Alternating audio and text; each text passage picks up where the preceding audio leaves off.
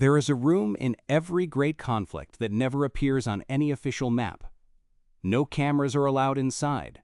No press release ever names it, but decisions made there. Quiet words passed between men who trust each other more than they trust their own governments. Those decisions have, more than once, pulled the world back from the edge. On June 19, 2026, representatives of the United States and Iran are expected to sit down at the Bergenstock Resort in Switzerland and sign a memorandum of understanding, a preliminary framework for ceasefire, for the reopening of the Strait of Hormuz, for the beginning of nuclear talks. Nearly 4 months of war, reduced at last to ink on a page. And if you are watching this channel, you are probably asking a question that most of the secular press is not asking. You are asking, what role did Rome play? If this question matters to you, stay with this video. There is real history here, and it reaches further back than most people know. The Holy See has maintained formal diplomatic relations with Iran since 1966. That is not a footnote. That is 60 years of unbroken conversation, across a divide that has swallowed every other Western institution that tried to bridge it. While governments broke ties, while ambassadors were expelled, while sanctions severed every commercial link, the Vatican's representative remained in Tehran, and Iran's ambassador remained in Rome. This is not an accident, it is a strategy, a very old one. To understand why it works, you have to understand what the Holy See actually is in the world of diplomacy. It is not a nation in any conventional sense. It has no army, no oil fields, no trade leverage, no Security Council veto. What it has is something that secular analysts consistently underestimate: moral credibility that crosses ideological lines, a network of nuncios, papal ambassadors, in nearly every country on earth, and a proven history of quiet intervention at moments of maximum danger. The Cuban Missile Crisis is the clearest modern example. In October 1962, the world came within hours of nuclear war. President Kennedy and Premier Khrushchev were locked in a confrontation neither knew how to exit without losing face. It was Pope John XXIII who found the door. Through a carefully maintained back channel, using a private intermediary, the American journalist Norman Cousins, the Pope passed messages between Washington and Moscow that gave both sides a face-saving path. On October 25, 1962, Vatican Radio broadcast a papal appeal for peace. The text appeared the next day on the front page of Pravda, the Soviet state newspaper. Within days, the missiles were being withdrawn. John XXIII did not take credit for it. He never held a press conference announcing that he had saved the world. The Holy See's diplomatic tradition is not built on headlines. It is built on trust, and trust in that world requires silence. Pope Francis extended that tradition in 2014, when he facilitated the restoration of diplomatic relations between the United States and Cuba after more than 50 years of estrangement. The negotiations were conducted in secret. The Vatican served as the meeting ground. When the announcement finally came, it surprised nearly everyone, which is precisely how Vatican diplomacy is supposed to work. Now consider what has happened in the months before the June 2026 Framework Agreement. On April 7th of this year, Pope Leo XIV stood before the faithful and said that the threat against the entire people of Iran is not acceptable. He did not hedge. He did not speak in the careful diplomatic language of a man trying not to offend a powerful ally. He used the word threat. He appealed directly, publicly, to those responsible for the war to stop. In April, when asked directly about the possibility of regime change in Iran, the Pope said plainly, "I cannot be in favor of war." In a church where every word from the papal throne carries weight, that sentence landed like a stone in still water. Secretary of State Marco Rubio traveled to the Vatican. He sat with Pope Leo XIV and discussed the war in Iran, humanitarian aid, and the need to promote peace. That meeting was not ceremonial. Rubio is a serious Catholic. The conversation was substantive. What was said privately in that room, what the Pope urged, what the Secretary of State carried back to Washington, has not been disclosed. But the meeting happened. The dates are real. On June 6th, Pope Leo XIV declared publicly that the war with Iran does not meet the criteria of a just war. For a Catholic head of state, and yes, the Pope is a head of state, recognized as such by international law, this is not a casual theological opinion. It is a formal moral judgment with diplomatic consequences. It tells every Catholic and every government involved in that conflict, and there are many, that they are bearing a weight that their faith cannot justify. On June 15th, the preliminary framework was announced. On June 17th, at his general audience, Pope Leo XIV welcomed the agreement as an encouraging result of patient work of dialogue and negotiation.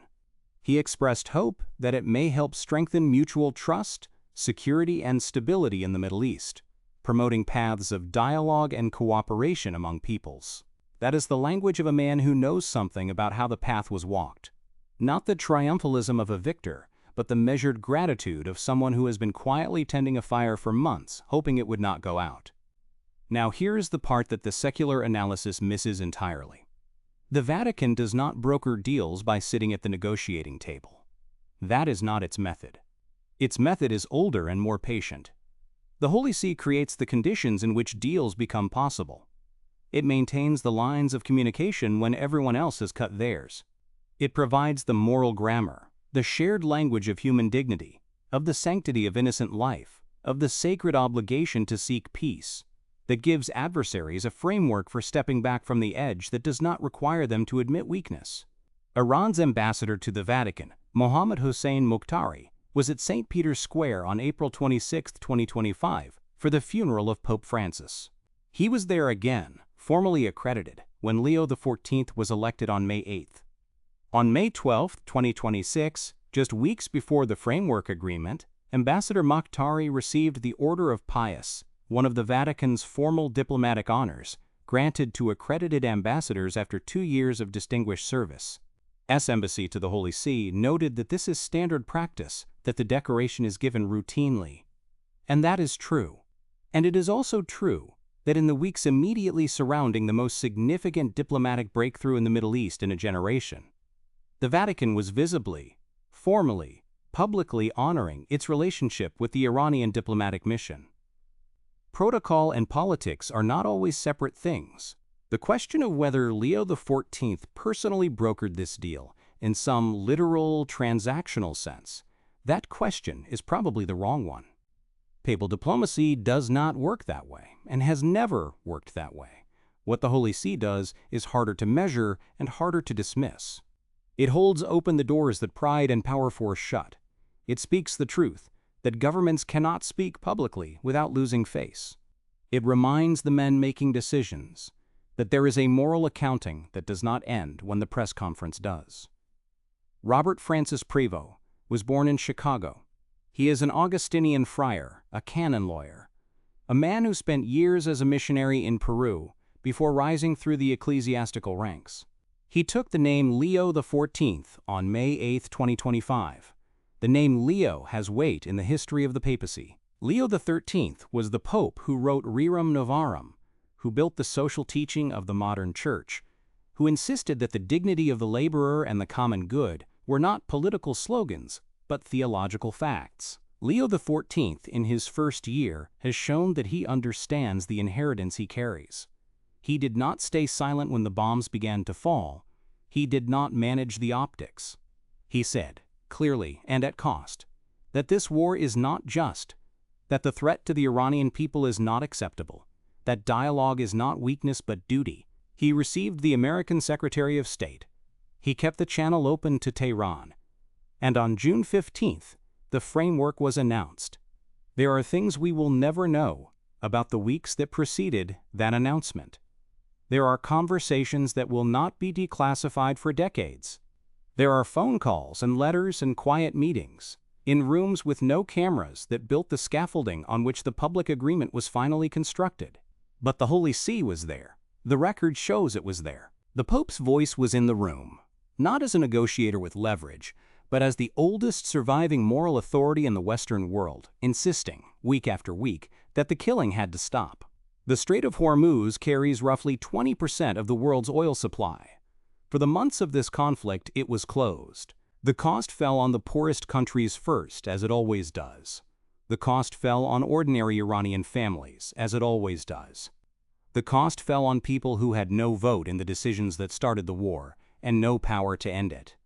The framework signed in Switzerland does not resolve everything. A 60-day ceasefire, nuclear talks still to come, $24 billion in frozen assets still contested.